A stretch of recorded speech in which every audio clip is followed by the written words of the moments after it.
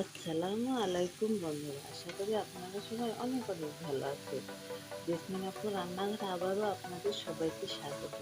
আজকে আমি আপনাদের মাঝে নিয়ে চলে আসছি লাল শাক ভাজি। আমি যেভাবে লাল শাকটি ভাজি করি ওইভাবে আপনাদের মাঝে পরিবেশন করব। দেখুন, এখানে আমি প্রথমে দিয়ে নিয়েছি কাঁচা মরিচ চিড়ে দিয়েছি শাকের ভিতরে, আর দিয়েছি রসুন দিয়েছি, পেঁয়াজ দিয়েছি, দিয়ে আমি শাকটা আগে একটু ভাপ দিয়ে নিয়েছি। নেওয়ার পরে এখানে কড়াইতে আবারও তেল দিয়েছি, দিয়ে রসুন কুচানো দিয়েছি, পেঁয়াজ কুচিয়ে দিয়েছি, দিয়ে আমি এটা একটু হালকা গোল্ডেন কালার করে হালকা গোল্ডেন কালার করে ভেজে নিয়েছি। নেওয়ার পরে আমি এখানে শাকটি ঢেলে দিয়েছি, দিয়ে আমি এখানে নাড়াচাড়া করে একটু ভাজি করে আমার রান্নাটা সম্পূর্ণ কমপ্লিট। আমার এই ভিডিওটি আপনাদের মাঝে ভালো লাগলে অবশ্যই আপনারা লাইক, কমেন্ট ও শেয়ার করে আমার পাশে থাকবেন। সবাইকে ধন্যবাদ। আল্লাহ হাফেজ।